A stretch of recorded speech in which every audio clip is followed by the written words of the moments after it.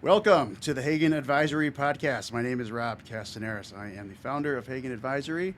Today's episode is called The Other Side, and we are going to be talking about the idea of working for your whole life to get somewhere, getting there, and then realizing that it's not exactly what you thought it would be. And today's guest is Nir Patel.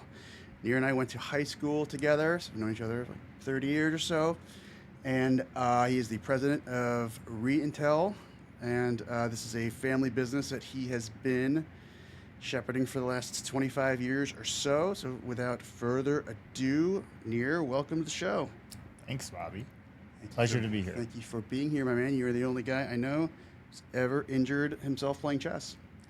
Yeah, one of your assistants here is actually the culprit. Yeah, well, that did happen. So we're going to skip the small talk, and I'm going to shock. We're going to jump into a little rapid fire. Yeah, So, let's go. name. Nir Patel. Where are you from? Ahmedabad, India. Oh, nice. That was the next one. Where'd you grow up? Where'd you grow up? Westmont. Jeez, where do you live? River North. Chicago, right? Yep. Company name. Reintel International, Inc. What do you sell? We make and sell lapidary equipment, which is used for cutting and polishing gemstones, primarily used by hobbyists. Got it. Okay. What's your role over there? President and CEO. Employees? 23 to 25. Favorite city? Probably New York. Restaurant?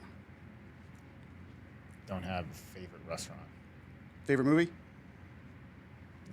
Nothing on that, man. Seriously? I mean, I've got like 10 favorites. All right, then pick one. Gone with the Wind. And wow. All right. And while we're at it, you're gonna have to pick a restaurant. That's too easy. You can't just say like I don't have any. I mean, you like to eat more than anybody I ever met, so you're gonna Yeah, have to. that's You're gonna, my favorite. so pick one. I'll just do it by most memorable experience was Alinea for me. Okay. A little cliche. Yeah. Favorite book? It's not the Bible, but that's a good book. To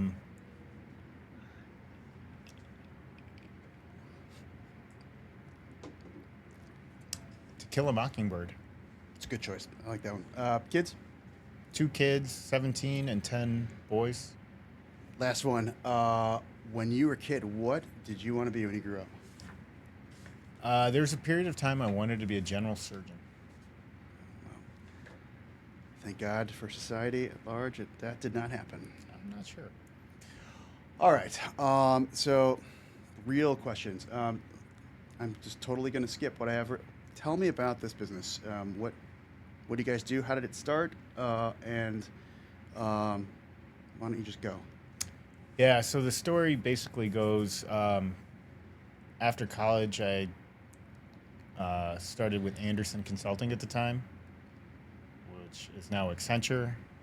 I had a degree in finance, but basically everyone hired at that time for Anderson Consulting just did code work. And so I did that for about 2 years. And it was awesome. Great time living in the city. Just a really energetic young group of people. And I loved it. But at the same time, this was right around 98, 99, right before the dot-com crash. And I was seeing people were burnt out by the time they were like 35 in consulting. And I had made some small bets that I thought turned into big bets, since we're talking, money.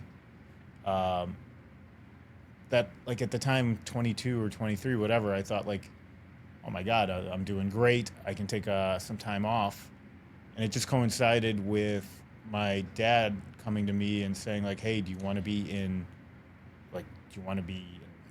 employee or do you want to be in business? And honestly, I was happy being an employee, but I also had this just higher thought of okay, well, yeah, I mean, eventually I'm going to want to be in business. So I took some time off, leave of absence.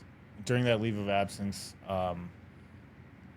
I helped my dad out with some of the stuff he was importing. He was importing a bunch of different things. Uh, let's just say like Pool counterfeit cues, pens. Well, that's how I got into it to a certain extent. But glow like sticks. counterfeit pens, flat jackets, like rocks and stuff at the time. And Rocks. then primarily the thing that interested me was pool cues. So I went to a Oh my God, convention this is in Kansas City, and I walked around, and I'm like, there's people just drinking and commiserating, and there's semi decent looking chicks walking around. I'm like, wow, this is an interesting industry. Like, why not give it a shot? So I went to South China, um, and while I was there, like I found some interest in like the way they put stones into the pool cues, which is a process called inlay. And there was a cottage industry for doing this, which involved diamond cutting tools, diamond grinding oh, tools. it's And crazy. my dad started like, encouraging me to like, well, let's bring this in and see what we can find because the pool cues, that didn't work out. That lasted about 6 months to a year, and learned very quickly that that's a business that requires a lot of capital because it's like a fashion business. So you might like a blue cue, some guy might like a red cue, Yep. and we didn't have the money to maintain that kind of inventory. Or be wrong, right? Or With be the wrong, and we were trends. wrong. I mean, there's still some pool cues uh, waiting to be used. Um, So wait, this is after 2 years at Anderson, yeah. roughly. So and why? Like, did he do that for at that time for any particular reason, or was there something about that point in time where he needed you to be more involved? Yeah, I mean, I think like he needed assistance, and he also like he's a consistently failed entrepreneur, but an entrepreneur nonetheless. So like his whole worldview would be, you've got to be in business or own a business so you can own your time eventually. Like that's the theory of it. And I still remember we were at Denny's, me, my mom, and him, and I was talking to him about like, oh man, like I'm dreaming in code now. I was so into like the work of it all, and he's like, that's all nice, well and good, but like eventually, you need to own your time, and that's one of the very few ways to own your time. So he wanted this for you, probably, right? Yeah, Or I mean, like, like there's so many times in retrospect, like I think the the other universe version of me, like I really enjoyed the place. I enjoyed the work. I enjoyed the environment. I mean, I think I would have been good at consulting and become a partner at in my mid 30s probably and done that work and maybe had that version. oh wow, I mean that's I mean we've had what a dozen conversations about Yeah. this trajectory, and a lot of that is new. So you start at Anderson 98, 99. So he pitches this to you like 2000, 2001, and you say like, okay, I'll bite, I'll be um, I'll be an entrepreneur, I'll quit being an employee, and then what happens? Well, so then like we start bringing in these things like the original version of trying to get lapidary going was literally mailing free samples out to people. So like I'm here spending time doing that. Um, the internet was still like nascent to a certain extent. So like I'm building our website. I, I actually one of the things that interested me too was like the international aspect of this work. So like I used to bring the blades in and sell them in Brazil. So I'd be going to Brazil quite a bit for like 2 years. I'd go for almost a week every month or every other month. So like 23, 24, it was just really like interesting, unique, felt like it had cachet, but it was very unprofitable. So like I'd say from 22 to 27, 28 maybe, like it was just subsistence living with this kind of lifestyle. And my dad had already moved on to other things for the most part, and I was basically like just stuck to doing this. Um, which provide me enough, like 22 to 27, like what are your actual needs? So So it was subsistence level living from 22 to 27, which obviously a departure from Anderson, which also answers the next question that I guess I don't have to ask anymore. Like, there was a point where like failure was in play. Oh God, yeah. Like I mean, my mom had pleaded with me at least a half a dozen times through like intense exchanges of like, why don't you go back to Anderson? Because she's looking out for you in a different way. Yeah, yeah, yeah. I mean, I think she probably had the right mentality for the time, but I had too much ego, and I was like, I can't go back now. And when I left, I thought I still remember telling her, I'm like, oh yeah, I'll do 2 years at Anderson. I'll be fine. Like, I will have uh, forever marketable skills to a certain extent. And the longer time went on, it's like, oh man, I hadn't kept up with coding or anything like that, and the world moved on pretty quick with the .com boom and crash.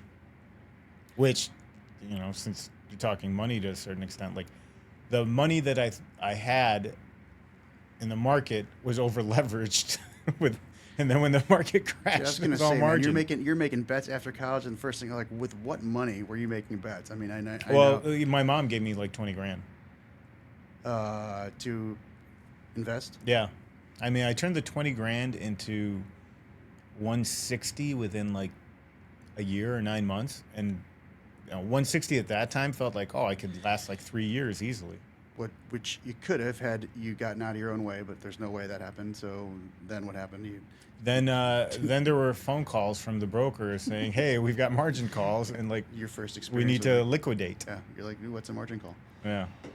All right, so this is 5 years in. So now that's like 03, 04, right? So you specifically say 27 for a reason. So like, what happened there? There seems to be some accelerator that happened around then, right? Yeah. So like around 27, and this also kind of the business started to gain a little more traction. Um, I was finally like had an official payroll, which was just me, my mom, who's always been part of the business, like in a bookkeeping sense.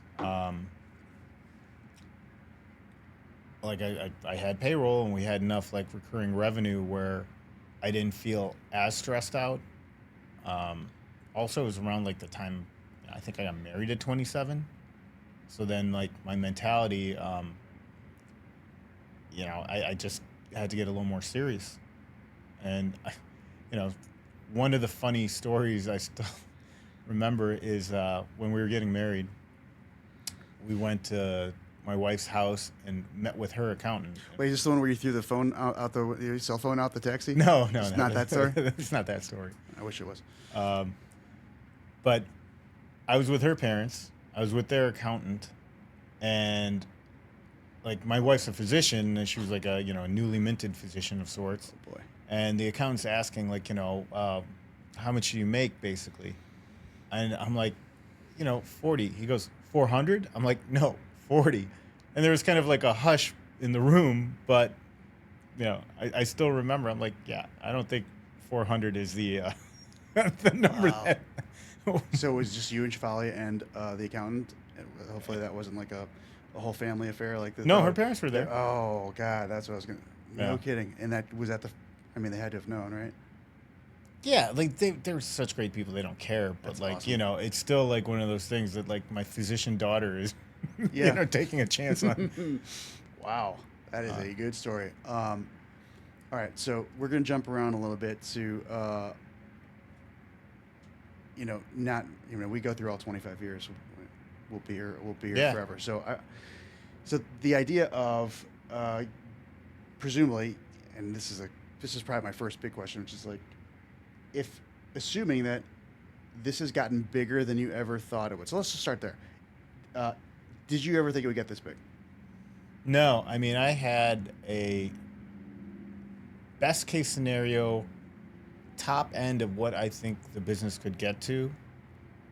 Always, and I'm like because I gauged it from the size of the industry that I have to estimate. Like there's not really good numbers for our industry. Well, you've also made that estimate and made it again and again, right? So like you've probably do that every few years. If Oh, not now I more. stopped doing it because like I was wrong with my initial assumption.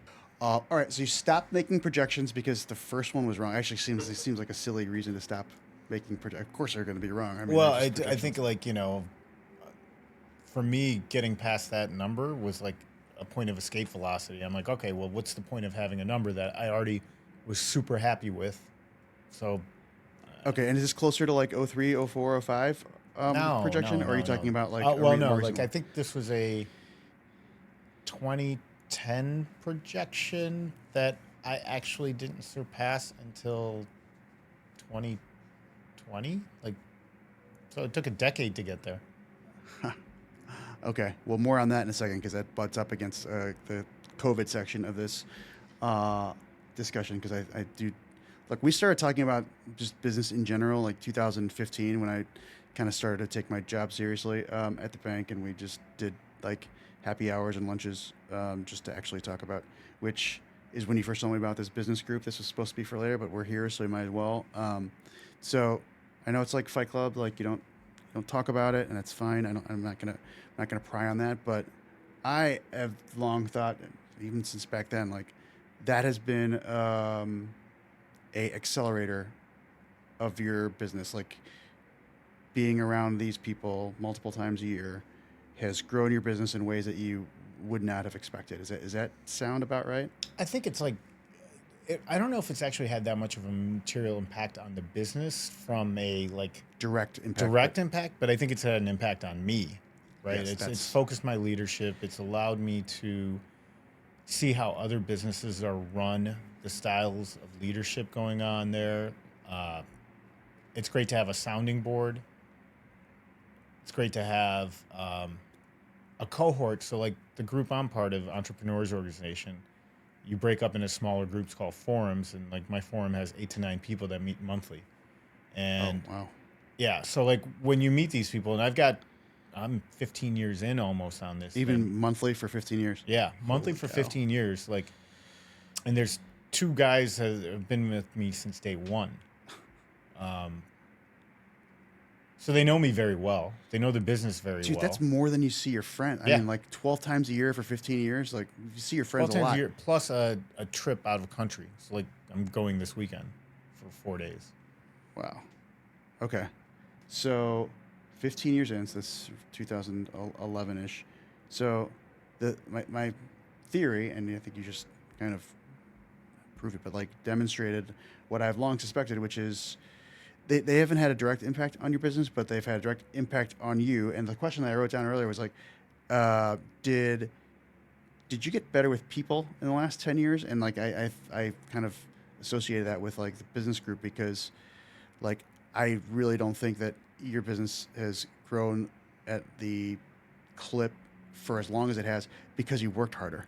I think it's because you learned a lot more about how to develop talent and get the most out of talent, which just, I mean, you're not hiring robots, right? These are people. So you've developed skills. You say leadership. I just generically just call that being better with people in general, like motivating and inspiring and all that stuff. Like, am I onto something there? Is that something that is an accelerator or a multiplier of your business, particularly in a way that you didn't expect? Yeah, I'm not sure that that's the take I would have. I would see it more like if I was going to go backwards and like what would I change type mentality. Like for me, it's certainly being more comfortable with the overhead risk. I mean, overhead risk for me has always been the the the baseline way I've driven the company. That's why like when I have a the business can only get to this level, like I didn't have the mentality of like, oh, the business is infinite and we could keep on growing exponentially. Like for me, wow, I got to a place where I didn't think it was even possible, which is still a very like low baseline. You know, we're not talking hundreds of millions of dollars here. We're talking millions of dollars. And once I reached that target, I think everything after that has still been like a slower growth curve. I would have gone back knowing what I know now and tried to get me out of the work that I was doing way earlier. But like I didn't want to take on the risk. And so the business group had a influence from the perspective of like, well, hey, you see people in action that are taking on risk, and you kind of have a sense of like, well, this is the table stakes to do things. Okay. So it's like exposure and observation Yeah. more than it was developing talent like within your own. That's the nature of the business group because like it's based on a Gestalt uh, protocol. So like you don't actually get advice; you give stories about what you've been through pertaining to what the question at hand is. All right. You want to explain the obscure German word you just used that I'm a little. I'm not really good at what the explanation of it is. Like it's just the term of art for this, where it's giving feedback through experience versus advice directly. Okay. It's like a very open way of just giving information, honestly. Okay.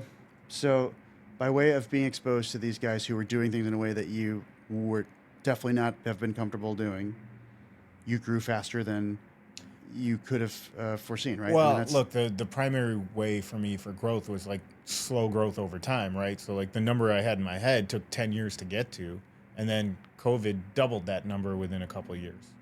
So yeah, it was an external force. It was luck, just gonna horrible say. for many, but lucky for me. Yeah, well, they say about luck, harder you work, the luckier you get, but like also like you survive long enough to get lucky. So like that's, so if you're looking at like what feathers can I put in my cap that I can take credit for being the benefactor of this luck. I mean, we just named two, right? So 2020 comes around, like can't go anywhere. That was definitely a year where we did more of our lunches and happy hours, and then obviously we were bored and had nothing else to do. So easily 4 or 5 conversations, just about one of them on your deck with a big old fire, and that I seem to remember that one was for like 3 or 4 hours. But like COVID multiplies your business. Is it as simple as like people were bored, more hobbyists are buying your stuff? Basically, That's I pretty much mean, it. if you're indoors and you're looking to pass time, I was readily available for that particular event. And I had, my business philosophy is to have inventory. I had inventory. So it's almost like that scene from Forrest Gump with the shrimping boat, right? Like the hurricane came in, all the boats were stuck on land, and then there's one boat out there catching the shrimp. That was kind of it for me at that point. Isn't that where Lieutenant Dan falls? Didn't he fall off the boat there too at some point? Hopefully that's not somewhere in the story. Yeah, no, Who's Lieutenant Dan in that story? he was angry at the skies and the seas.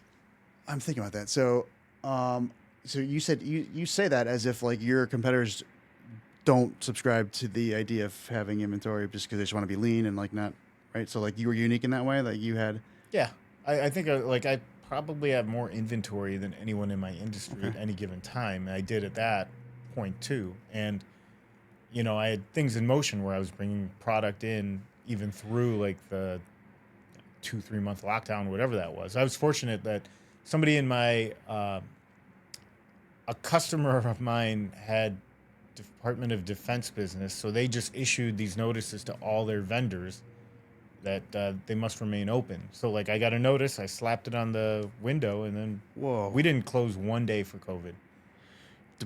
Department of Defense. They did what? They slapped notices on.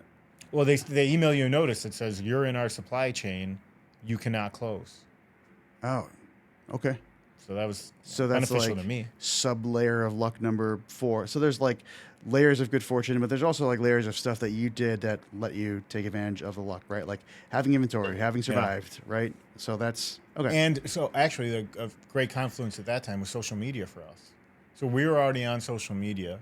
That's where primarily people were finding out about the industry. Was like, people are posting Yeah. YouTube videos, and I don't even know if TikTok was around at the time. I'm not sure. I don't Yeah, think so. it was 2020. Yeah. Was it? Yeah. So like, people are increasing the awareness of lapidary. So when you're talking right place at the right time, like I've always focused on the sales and marketing side of the business. Like my neglected side has always been on the production end of it. And COVID, was great for people that were already out there in the sales and marketing and getting the word out. Huh.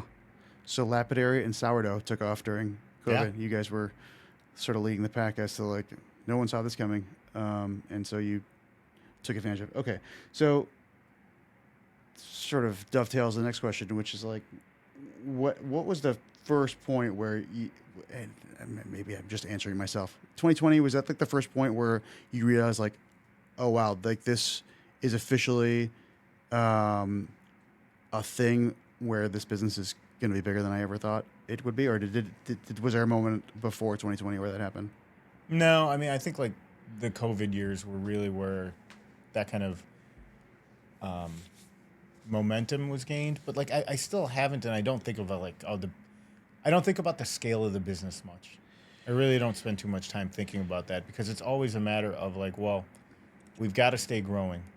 So, whether growth looks like something that happened during COVID, which I don't expect to come around again, but like on a yearly basis, let's look at for somewhere between 5 and 10% growth. And in my industry, which is super niche, 5 to 10% growth is pretty damn good. But that's no different than, I mean, you had that mentality before COVID, right? Except now you just have a much bigger denominator to work with, which probably led to the conclusion like I should have been aiming higher this whole time, right? If you can grow 5 to 10% off a much bigger number, then there's nothing stopping you from having done 50. I guess COVID was the sort of Yeah, lit that match, so I guess that probably doesn't check out.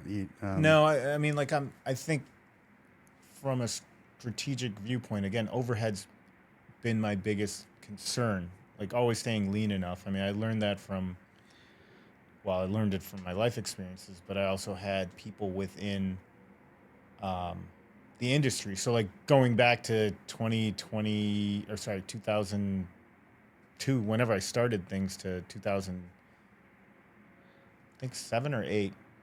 Part of which you had asked earlier towards like what changed. Those 7 years was out of my mom's garage, right? Wait, which 7 years? The initial 7 years, Okay. right? So like overhead was low. I was splitting my time between home and the city, and that's why I could do subsistence living because like everything I brought in, I'd do in the garage, and I'd be packaging and dealing with the business side by myself pretty much. So that first lease for like space probably wasn't a great day for you, right? Because you're like, this is It was a great day in the sense of like, hey, I finally gotten to the point where I can take I'm a big risk enough where I need to. but big enough where I need to was taking a sublease from a guy I found on Craigslist just out of sheer luck. You talk about luck, like half a mile from my mom's house. So I just drove over there. The guy showed me the back of his warehouse, which was, I don't know, maybe 1,000 square feet, and I'm like, all right, I'll take it. And so then I moved everything out of the garage and into there. And then, like 2 years later, I moved to half of the building, then took over the full 3,000 square feet. Then 2 years later, I took over a unit next to that. And then 2 years later, I took over the middle unit. So, like, You just turn it to a monopoly game, dude. You're just buying up all the land, charging rent. But then again, it was also like, retrospect, hindsight, like, I should have just gotten a bigger space. Yeah, I mean, couldn't have known, right? No. All Well, right, I couldn't have known, but like my philosophy again was like Lean. minimize my Yeah. downside. All right, so we're half an hour in. So I want to touch on the premise of getting where you always wanted to, and then like strangely being dissatisfied with it. And some of this is unique to you because like you're good at moving the goalposts, and you've got a circle of friends, a sub circle of friends that makes it real easy to keep that goalpost way out in the distance. But like, I am very curious as to what about getting to where you always wanted to, and even didn't think that you might get to. What about it has been less than what you hoped or thought it would be? I'm more curious at this point, like, what have we discussed that makes you feel that like I'm dissatisfied? Ooh, turning it right back at me. That's fair.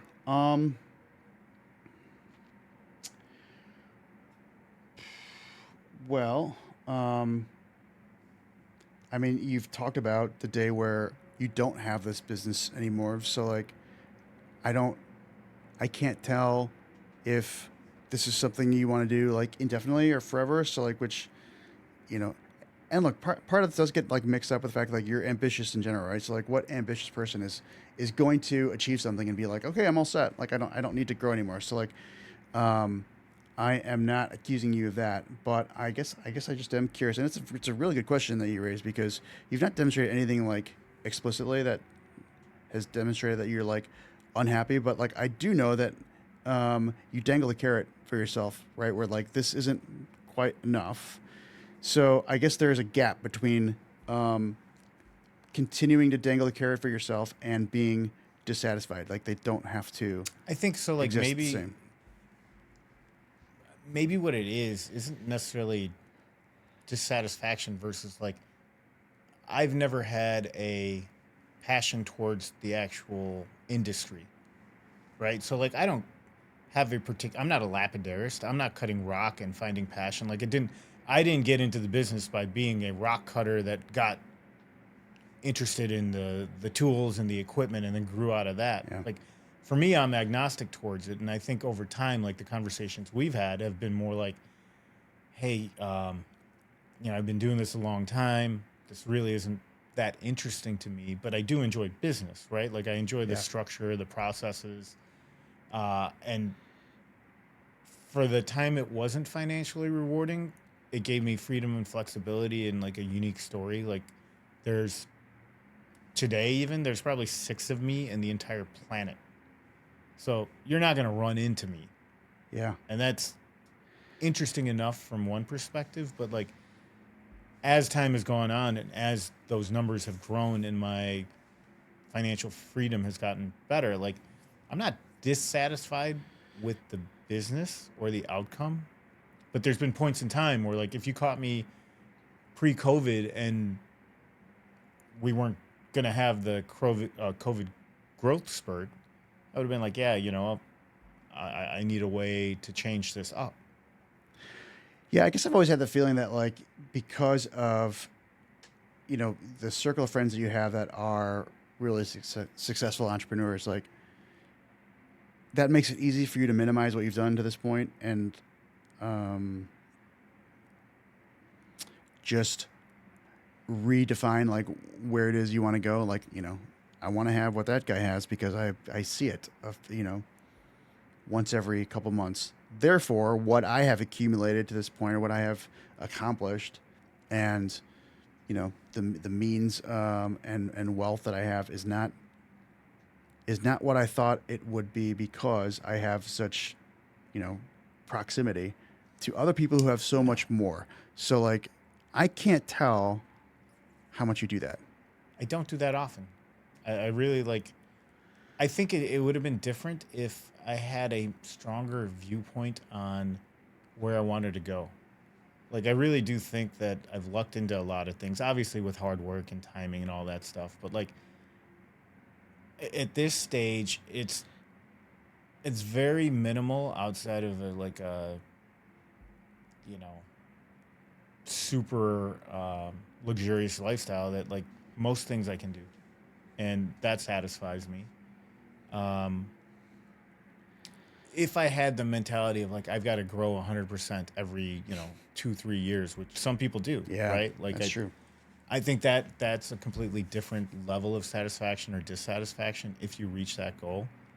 I didn't build this business to eventually sell it, though. Like eventually, I do want to sell it, but I don't know when. I've thought about that many times, and like I put it in a position where, you know, should should I be able to sell it? Like I want it to be a good sale for the next person, but I mean, from a satisfaction perspective, like I really I would have had a completely different perspective and probably be in a different area or industry were it not financially uh, beneficial for the past decade, let's say.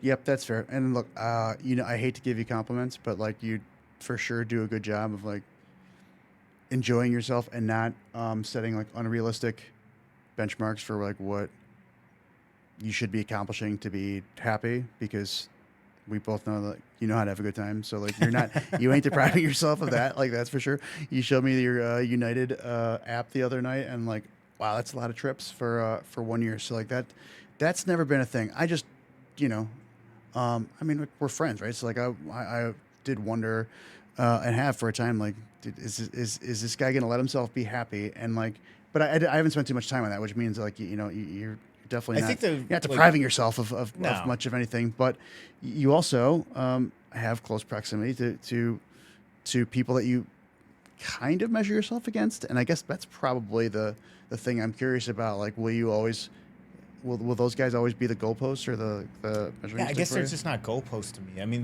they're like I've got enough self awareness to understand like I'm not gonna have the $25 million house in Aspen, and nor like at this stage is that worth the fight. Like I mean, I'm way more of the mindset of like I don't have a whole feeling of passing wealth on outside of a fair amount, whatever that is for me. So like I don't really need to accumulate a lot in a lifetime to enjoy things, and I don't need to sacrifice a lot in a lifetime either to to have more possessions, if you will. Like that's always been my jam, right? Like I've Yeah. never deprived myself of a experience over a material object. Yep. And you answered another one of my questions, which is like, so a lot of guys in your spot when they're, 25 years into building a business, like legacy ego becomes a thing. Like the number that I pass on, I want to be bigger than the next guy's number that Nah, I've, not for me. and I do like that I don't think you could care any less about that, right? Like you want your boys to work hard and not to have the silver spoon, and like, you want them to not want for anything, but um, you don't want them to have everything handed to them either. So like, it's not, um, there's not any component of like ego accumulation for you, or like, I want this number to be bigger than as big as possible, or or as big as the next guy's, to make myself feel good about what I did. Like, you know, so basically, like, good job being selfish and enjoying, your money. You're good at that. You don't have to worry about that, because I don't think you're interested in just like, absolute maximization of bottom line I've net got a worth. Like, low threshold for feeling good about success. what does that mean? So like I'm not creating a whole system of rules that's like I've got to have this level of income, this much profit, this many cars, this many houses in order to feel good about myself. Do you compare yourself at all to these guys? I mean like 'Cause I think the you once did. natural I'm getting the impression you comparison. don't do it at all anymore. No, I do. Like, there's times obviously where it's like, we get invited to places to go and I'm like, "Oh man, it'd be nice if this were my place." But like that's just tho- those are like momentary reactions I have Yeah, versus like then I they're not get there and then aspirations. like I hear them complain about like, "Oh, the fireplace is jammed up," and then like you've got a pool to deal with. Like we we suck at maintaining our house. Like I hate doing all that stuff. So like, Yeah. there's no joy to me on that. The joy to me is like the flexibility to do so. It's like, okay, you want to go here? Let's go here. Well, to this end, and maybe you're like, I think my perspective is pretty good in observing like people who accumulate and save and earn and have been, you know, financially ambitious and responsible, and the extent to which a lot of it is for naught because they get there and they're not happy. So like, I see a fair amount of that, but I just realized that like, you probably have some access to these people in your circle that aren't happy at all. Oh yeah, there's a lot of So, and miserable rich people in the world. um, easy with the rich word, because that super subjective, right? And like, you know, Is rich I subjective? yeah, you say that as if with a detachment, like that you're not part of that group. You have to realize that. You just said there's a bunch of unhappy rich people in the world. Obviously, you're not one of them because you're not unhappy, and I'm glad for that. Yeah. But I guess I'm talking about like the people in your close circle of friends, right? That you have dinners with, you see periodically. So I guess I'm asking, like, are there at least a couple of like just generally miserable people in that group that have? I don't know. I don't know if you find misery at a certain point in time, but you do find the like. There is always a yardstick out there, right? And so, like, some people like to measure themselves more than others. But misery at this stage, I mean, I think it's more towards like guess it depends what you define as misery too. First of all, Uh, like if I'm looking at Warren Buffett, I think he's a miserable guy. He's not miserable to himself, but like Wait, why do you think he's miserable? I just don't understand Because he still lives in the same house. yeah, and, all like, that kind of compares you? stuff, and like simple taste and all this, and just like the amount of sacrifice he's probably, well, sacrifice one thing, but like you know how many birthdays has he missed? How many like family engagements has he not participated in because he's busy reading a 10K or whatever the hell they're called. But that's neither here nor there towards Well, what's the interesting question. is that like the root of that word, miserable, like by that definition, like yeah, that checks out. That the guy who has a $260,000 house from 50 years ago is a miser, right? Which is the root of that word. But like I don't think His version of winning is amassing the most he can through his which is what you qualify as miserable, which means yeah, it's exactly. it's perfectly subjective. So of course the word rich is subjective because like No, I to don't the think guy so. Like I think here. rich has like a financial. Yeah, you could define rich amongst many ways, but they're probably all involving like financially uh, self-sufficient to an extent. You have to have family in India, just like I have family in the Philippines that would have observed you on your 1999 salary and considered you rich as all get out, and they'd have been right compared to what they have. Yeah, but like that's an inapt comparison Why? because I'd be rich in India, but I'm not rich in America. Like that's why But I'm you're rich saying to it's them, and like, and who are you to tell them that they're wrong? that's a feeling that isn't actually accurate. Like rich actually has some objective component to it. I'd love to hear them. Well, I'm saying like, do you think somebody who's making at like at the poverty level, are they rich? Like tell me when somebody becomes rich. I would say the guy who's at the poverty level who has a bridge to sleep under is rich as hell Yeah, compared to but the we're guy talking who financially rich. We're not talking about like rich in spirit or rich in feeling. Like I'm saying financially, like rich in resources. Like my point is like the guy who's got a bridge to sleep under versus the guy who, is fresh out of real estate to where he's got to sleep in the rain and the snow. Person one is, that guy can feel happy, but he knows he's not rich. but but the first guy's rich as hell compared to the second guy. The second guy looks at the first guy and is like, that dude, that guy has everything because I'm just I'm out describing here. rich as financially rich, right? Okay. Like you've got a excess amount of money and you're unhappy. So maybe rich, if the term rich is too expansive for you, just say like somebody that's financially independent and unhappy. Okay. I know a few of them, if that's Dude, like with that's the original question. I mean, like, aren't most people like? I don't know. That's dicey to say. Like, how many people are happy versus unhappy, and what does it have to do with money to begin with? I mean, that's Well, you were just asking. yeah. I don't know. Well, that's what do you think you're doing here? I don't have these answers. I'm trying to figure them out.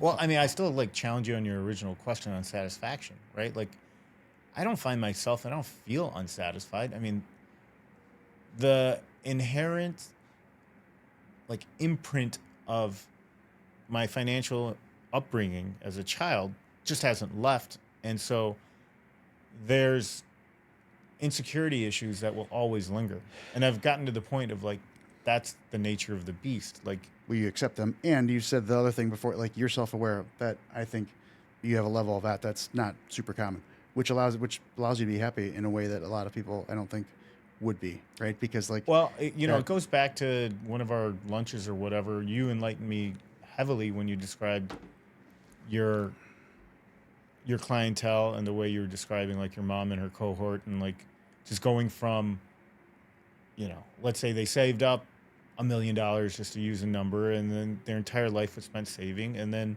you can't just expect them to start spending money. It just doesn't happen. And you obviously worked with my mom for years, and like no amount of money that like she has now encourages her to spend any more than she can. But like that's also another thing I've learned towards like the way I want to be is like there's a pillow I might have showed it to you a while ago. from Dude, don't say the My Pillow guy, please don't. no, the Carl Icahn documentary. Wow. And didn't it's a know great documentary, but like the part in it that makes me laugh so much, he's got pillows that says happiness is positive cash flow. And like I think that's all you need, man. Pillow seems like a weird place to. Wow. It's like an embroidered pillow. Jesus.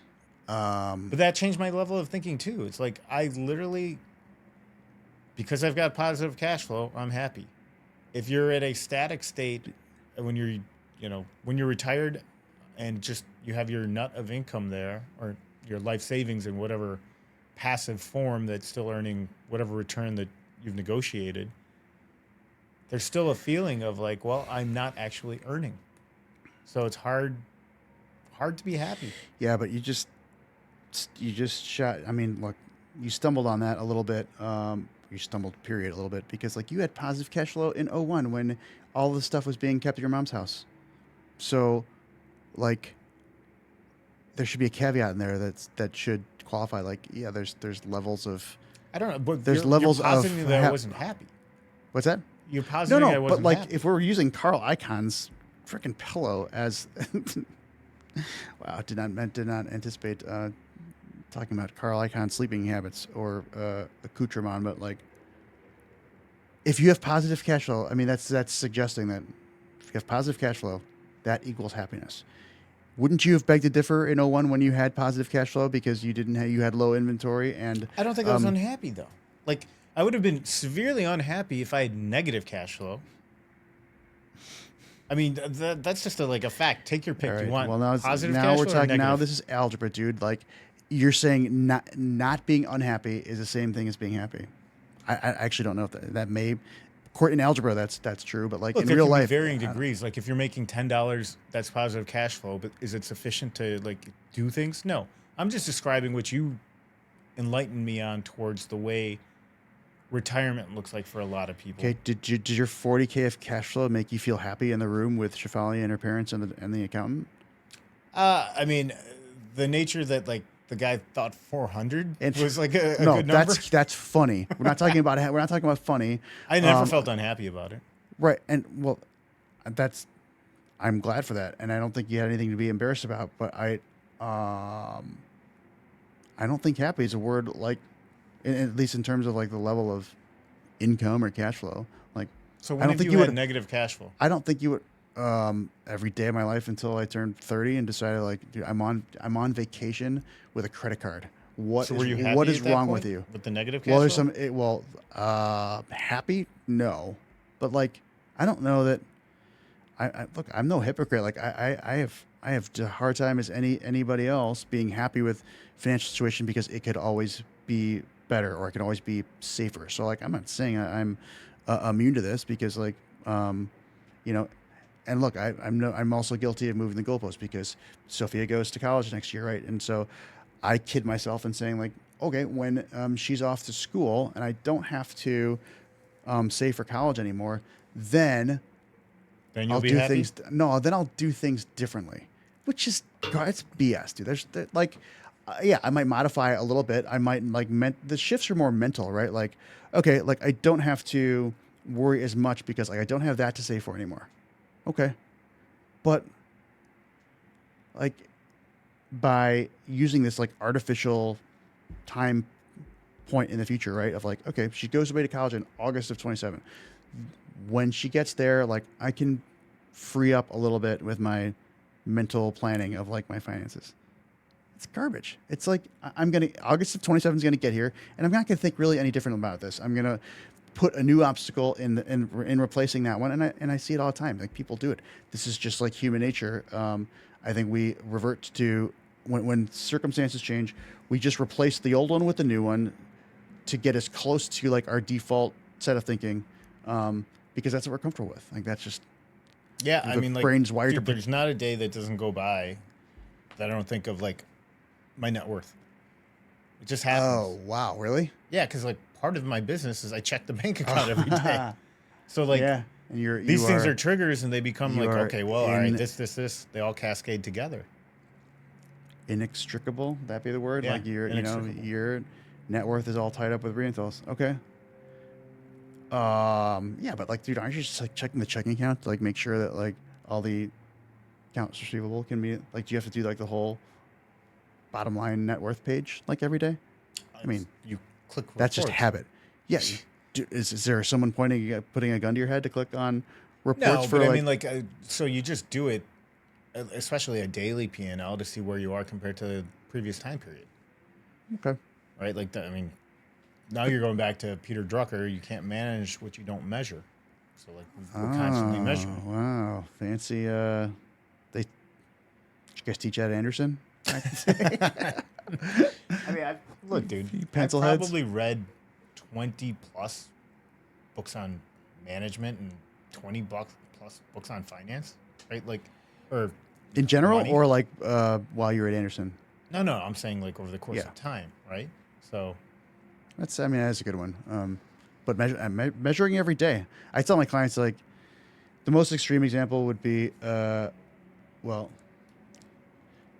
I'm sure Bryce told you this one, the New Year's Eve. Look at what did the market do? What did I do? Like, I think that I actually like that interval of, there's probably some symmetry. It's like end of the calendar year. Here's where I started the year. Here's where I ended the year. Here's what the market did. Here's what I did. I think that's largely unrealistic for most people because they just want to know more. You're the extreme opposite of that, like daily measurement of. yeah, but that's business know. related. Like, if Yeah. you strip me out of the business, then like, I mean, I can go, more expansive periods of time where I'm not thinking about it, and that's why, like, we talked in the past towards like not having an online account like for your brokerage and stuff, so you get the statements whenever you get them. Yeah, all right, you've got Dude. 4 statements a Which year. You're which happy. you have, yeah, and yet you still have the apps, right, for where your 'Cause money is. again, yeah, it's You, ease we're of too access we're and- too far gone to have modified that. All right, so how do we tie a ribbon around this? You you are definitely more satisfied. I think the thing I was curious about is just the overall phenomenon of people getting to the mountaintop and being less happy than what they thought they were. I am glad, as you, my friend, are. I would definitely say more happy than most for people who get there, and getting there is another subjective thing because like I think that's more subjective than rich. that changes. Well, they're both subjective too. They can't. What you can't. There can only be one subjective thing in the world. Come on. Well, rich is subjective, but All right. Well, we're not. Well, add this to the long list of things that we don't agree on. But that should be the name of your podcast. Agree to disagree. It's okay. It works. Or this so segment. look, I'm going to add my unsolicited 2 cents here. Here are you might get a kick out of this. My favorite, the 2 examples that came to mind of people who got there and generally were dissatisfied with it and either like imploded a little bit or a lot. Andre Agassi, my favorite tennis player, he got to number 1 in the world and then just did all. I mean, he just got. I mean, he had he had a self-destructive streak to begin with. He got there. He's like, this is bullshit. Like, this is not satisfying. And I think he didn't really appreciate his accomplishments until he had to go back to like qualifying like challenger events where he had to like play people in the park and like like he played an event that against people like ranked like 200 in the world who couldn't believe they were playing a guy who was number 1 in the world like a year or 2 ago. Like that to me is fascinating. He got there and he's like, this sucks. He's an extreme case because his biography is like maybe my favorite book ever, but like he didn't want to be there in the first place. He was just programmed by his dad, like as a mandate, like you have to get there, you will get there. And he sort of wanted, and he sort of didn't, and then he only wanted it once he realized once he lost it. Right. Example 1. Example 2, Kanye West, which totally bizarre, but like I don't know. When you were at Anderson, he's like on top of the rap game, and then like he makes like these 2 really good albums, and then like I don't know if it was self-destruction or what, but like his music got. No, you didn't see the thing in the Journal? He took out a full-page ad in the Journal like 2 months ago, apologizing, which he's done before, but like he's really attributing it to the car accident and a front lobe. All right, yeah, well lobe maybe. issues. And but who are like we? the 2 things I would tell you there, the thing to observe for yourself. Talking about younger guys, I think, like, I mean, I've been slow burning for 25 years, bro. Like, my satisfaction has come with age. I think if you're talking about Yeah, I like mean, these examples are both guys in their 20s. 25, yeah, Yeah. you know, Okay. early 20, like, All if right. you peak in your career at 25, God help you. Yeah, that's a good point. I mean, plenty of people do at least, not from like maybe in a business setting too. I don't know. I have to think about that, but I mean, the guys that do like peak that early on, I can't tell you how many stories there are of I made $1 million when I was 21. I lost it all when I was 22. oh yeah. Well, now we're talking about traders, right? Well, we're Or talking like, about anyone, like, you know, even some guy that we all talk about here, Ramsey and all that. Like, he made a ton, lost a ton, rebuilt everything. Ramsey did? Yeah. Wow. I can't imagine him ever going backwards. Yeah. No, I think he was like bankruptcy. He would have Yeah. probably made himself go to church and confession for However he did it, man. having gone But, like, backwards. I mean, I can't tell you of how many stories that we've all read of financial heights and failures in the 20s. Huh. Okay. Well, I just got fodder for future episodes, age and wealth and Satisfaction. there we go. you wanna There tie we that. go. All right. Well, thanks for doing this. I can't believe I finished a glass of scotch before you did. That's first and last time that'll happen. So good job. Thanks for coming All right. on. Thanks, man. Appreciate it. That is all for today, my friends. We will see you next time.